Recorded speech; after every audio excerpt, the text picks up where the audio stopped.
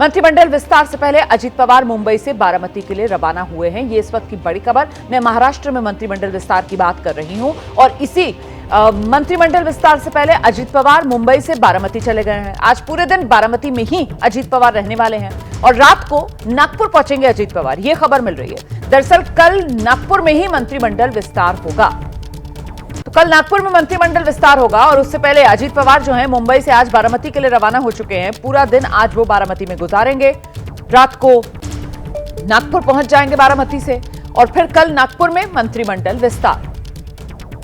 सीधे आपको लेकर चलेंगे, हमारे साथ हमारे सहयोगी मृत्युंजय इस वक्त मौजूद है। मृत्युंजय, बारामती क्यों जा रहे हैं मुंबई से अजीत पवार, इसको लेकर कोई जानकारी मिली है क्या? देखिए, जो मंत्रिमंडल विस्तार होना था सबसे पहले संभावित तारीख 14 तारीख की ही थी, यानी आज की तारीख थी। आपको याद होगा जब अजीत पवार खुद दिल्ली गए थे तो उन्होंने भी एक संभावित तारीख 14 तारीख का बताया था और इसी को लेकर कल मुख्यमंत्री और दोनों उप मुख्यमंत्री की भी बैठक हुई थी। सागर बंगले पर यह बैठक हुई थी। देवेंद्र फडणवीस, एकनाथ शिंदे की चर्चा हुई कि हमारा जो मंत्रिमंडल विस्तार है उसका स्वरूप क्या होगा, कितने लोग शपथ लेंगे, कौन से पोर्टफोलियो किस पार्टी को जाएंगे, इस पर लेकर काफ़ी चर्चा हुई। लेकिन जो हमें सूत्र बता रहे हैं कि अभी भी पूरी तरह से मामला सुलझा नहीं है, कुछ विभागों को लेकर अभी भी पेच फंसा हुआ है और इसीलिए सहमति नहीं बन पाई थी, इसलिए आज कैबिनेट एक्सपांशन नहीं हो रहा है और मंत्रिमंडल विस्तार नहीं हो रहा है। और कल से नागपुर में सब नेता वहां पहुंचना शुरू हो जाएंगे। सोमवार से सत्र की शुरुआत हो जाएगी, तो अजीत पवार अगले 8 दिनों तक नागपुर में रहने वाले होंगे। इसीलिए नागपुर अपने बारामती, अपना जो उनका गृह क्षेत्र है वहां पर गए हुए हैं। आज का अपना कामकाज निपटाएंगे और फिर आज रात को ही नागपुर रवाना हो जाएंगे। मतलब ऐसा तो नहीं कि जिस तरीके से मुंबई से बारामती जा रहे हैं सीधा नागपुर भी जा सकते थे, इसके पीछे कोई ऐसी वजह तो नहीं कि कुछ नाराजगी, क्योंकि अभी तक तस्वीर तो साफ नहीं हुई है किसके खाते में कौन सा मंत्रालय जाने वाला है। मृत्युंजय, रोमाना, लेकिन जो हमें जानकारी है कि ये जो पेच फंसा है वो बीजेपी शिवसेना के बीच ज़्यादा फंसता हुआ नजर आया है। अजीत पवार का पिक्चर काफ़ी क्लियर है।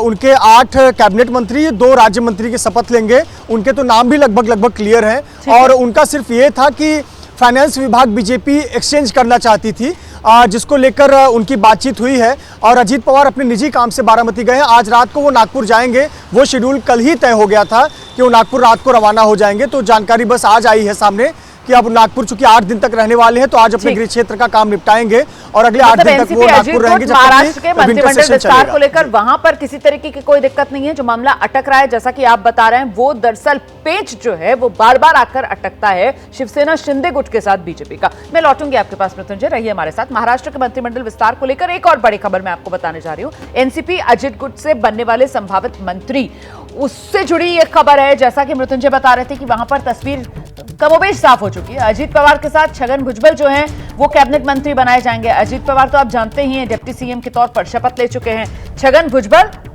इसके अलावा और कौन कौन से नाम सामने आ रहे हैं? आदित्य तटकरे हैं, अनिल पाटिल कैबिनेट मंत्री बनाए जा सकते हैं। संजय बंसोड़े और मकरंद पाटिल भी कैबिनेट मंत्री।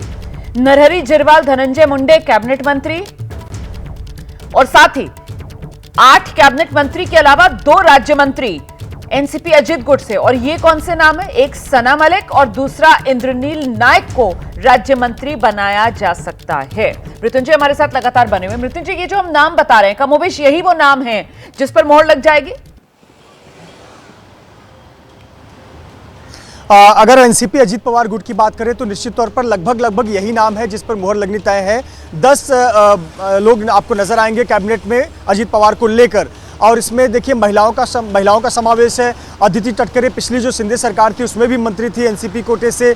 सना मलिक एक नया चेहरा है। वजह यह है कि एक माइनॉरिटी फेस पार्टी को चाहिए था, तो सना मलिक जो कि नवाब मलिक की बेटी हैं वो पहली बार जीत कर आई हैं, उनको एक राज्य मंत्री का दर्जा मिलेगा, उनको समावेश किया जा सकता है। और हम छगन भुजबल जो कि ओबीसी नेता हैं, सबसे बड़े सबसे सीनियर नेता हैं अजीत पवार खेमे में, वो मंत्री बनाए जाएंगे। इसके अलावा अनिल पाटिल जो कि लातूर से आते हैं, वो बड़े चर्चित और नामी चेहरा है, अजीत पवार के बेहद करीबी हैं, उनका नाम सामने है। अदिति तटकरे, जैसा मैंने बताया, सुनील तटकरे की बेटी हैं। सुनील तटकरे सांसद हैं और उनकी बेटी अदिति तटकरे हैं, पिछले गवर्नमेंट में भी वो साथ में थी। संजय बंसोड़े पिछले समाज से आते हैं, उनका नाम है। मकरंद पाटिल का नाम है। इसके अलावा नरहरी जिरवाल जो कि बहुत ही सीनियर नेता हैं, महाराष्ट्र के विधानसभा अध्यक्ष रह चुके हैं, कांग्रेस और एनसीपी की सरकार के दौरान। और इसके अलावा बीड़ से धनंजय मुंडे, पर्ली से धनंजय मुंडे जो कि पंकजा मुंडे के भाई हैं, अजीत पवार के बेहद करीबी दोस्त हैं। तो ये इस प्रकार से अजीत पवार का जो चित्र है उनकी पार्टी का बहुत क्लियर है। 10 लोग हैं टोटल अजीत पवार को लेकर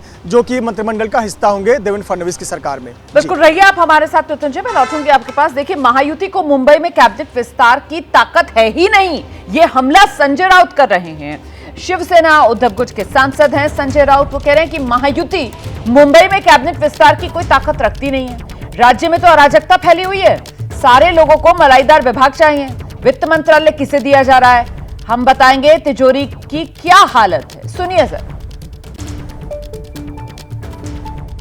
इस राज्य को 1 महीना हो गया, सरकार नहीं है, एक मुख्यमंत्री है, 2 उप मुख्यमंत्री है, किसके पास कौन से विभाग है किसी को पता नहीं। महाराष्ट्र में दर दिन गांव-गांव में हत्याएं, खून, बलात्कार, रेप हो रहा है, हाँ? उसके बारे में मुख्यमंत्री जवाब नहीं दे पा रहे हैं।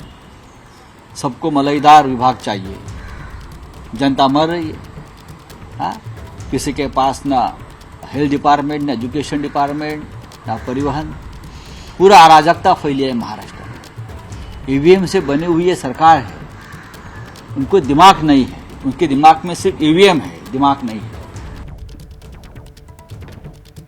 सीधे एक बार फिर से रुक करेंगे मृत्युंजय, लगातार हमारे साथ बने हुए हैं। मृत्युंजय, मतलब ये सरकार अभी तक पूरी तरीके से बन नहीं पाई, ये हमले 24 घंटे और मौका है महाविकास आघाड़ी के नेताओं के पास इस तरीके के हमले करने का, कल तक तो तस्वीर साफ हो ही जाएगी। निश्चित तौर पर देखिए, ये पहले से ही तय था कि 14 या 15 को मंत्रिमंडल विस्तार होगा, शपथ विधि होगी। चूंकि आज बात नहीं बन पाई, इसलिए अन्य जो विधायक हैं उनकी सहूलियत के लिए अब वो चूंकि 16 तारीख से सेशन शुरू होना है, जो महाराष्ट्र के ग्रामीण इलाकों से चुने हुए विधायक हैं वो वापस मुंबई आएँ और मुंबई से फिर नागपुर जाएँ, ये बहुत हेक्टिक हो सकता था, इसलिए नागपुर विकल्प के रूप में रखा गया था। और आपको बता दें कि इसके पहले भी 1991 में जब छगन भुजबल ने शिवसेना से बगावत की थी और शरद पवार के साथ चले गए थे, तभी भी मंत्रिमंडल विस्तार हुआ था, तब नागपुर में हुआ था। उसके बाद अब ये तस्वीर बन रही है। संजय राउत की बात करें तो निश्चित तौर पर एक विपक्ष की भूमिका वो निभा रहे हैं, तो विपक्ष के जो मुद्दे हैं उसके अनुसार वो अपनी बातें रख रहे हैं। पर कहीं ना कहीं सवाल ये भी है कि वाकई में क्या मंत्रिमंडल विस्तार में देरी हो रही है, क्योंकि ये बात सच है कि जिस प्रकार का मैंडेट मिला, शपथ विधि में काफ़ी समय लगा, पहले सीएम और सीएम कौन बनेगा, डीसीएम कौन बनेगा, उसके बाद में अब हम देख रहे हैं कि पोर्टफोलियो पर लेकर काफ़ी खींचतान तो चली रही है। तो कहीं ना कहीं विपक्ष इसको मुद्दा ज़रूर बना रहा है, पर 24 घंटे और कल सुबह 11 बजे या फिर शाम 4 बजे, ये 2 समय हमें हमारी जानकारी के मुताबिक है कि 11 बजे या शाम 4 बजे राज्यपाल भवन में नागपुर में वहाँ पर शपथ विधि कार्यक्रम होगा और लगभग 35 से 40 मंत्री जो विधायक हैं वो मंत्री बनेंगे अलग अलग तीनों दलों के। फिलहाल एकनाथ शिंदे जो है मृत्युंजय, वो किस फॉर्मूले पर राजी होते हुए नजर आ रहे हैं? उन्हें मनाने के लिए बीजेपी की तरफ से क्या फॉर्मूला है? देखिए, एकनाथ शिंदे कहीं ना कहीं चाहते थे कि अगर वो मुख्यमंत्री पद पर नहीं है, मुख्यमंत्री पद का उन्होंने त्याग किया है, इतने बड़े मैंडेट के बावजूद जो उनके चेहरे पे लड़ा गया, तो कहीं ना कहीं कम से कम पद जो है, जो पोर्टफोलियो है, उन्हें अच्छे मिलने चाहिए। उनकी इच्छा थी पहले गृह विभाग की, लेकिन देवेंद्र फडणवीस गृह विभाग देने के बिल्कुल पक्ष में नहीं है। उसके बदले में वो राजस्व देना चाहते हैं, उसको लेकर बातचीत चल रही थी। साथ ही साथ अर्बन डेवलपमेंट जो कि शहरी विभाग है, वो एकनाथ शिंदे के प्रोफाइल को या उनकी पार्टी के प्रोफाइल को सूट करता है। इसके पहले वो अर्बन डेवलपमेंट का काम खुद एकनाथ शिंदे अच्छा कर चुके हैं, तो वो देना चाहते हैं। राजस्व को लेकर बातचीत चल रही थी, इसी पर पेच फंसा हुआ था। कुल मिलाकर विभागों को ही लेकर कुछ विभागों की अदला बदली पर भी बात हो रही थी कि क्या राजस्व की जगह पर कुछ अदला बदली हो सकती है, इसको लेकर बात हो रही थी, इसीलिए पेच फंसा हुआ हमें नजर आ रहा है। बहुत शुक्रिया आपका मृत्युंजय इस तमाम जानकारी के लिए। देखिए, इस बीच में एक और खबर आपको दे दूं, यही महाराष्ट्र की सियासत से जुड़ी हुई, और वो ये कि महायुति के नेताओं की एक बड़ी बैठक हुई है, ये खबर आ रही है। कल रात देवेंद्र फडणवीस, एकनाथ शिंदे, अजीत पवार तीनों ने बैठक की है मंत्रिमंडल विस्तार को लेकर। इस पर चर्चा हुई है गहराई से। करीब 35 से 40 विधायकों को मंत्री बनाया जा सकता है, इस पर सहमति बना ली गई है।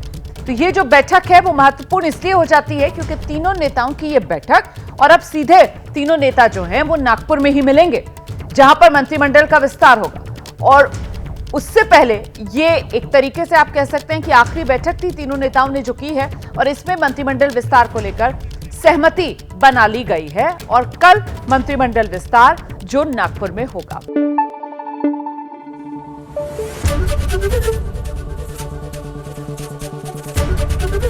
एबीपी न्यूज आपको रखे आगे।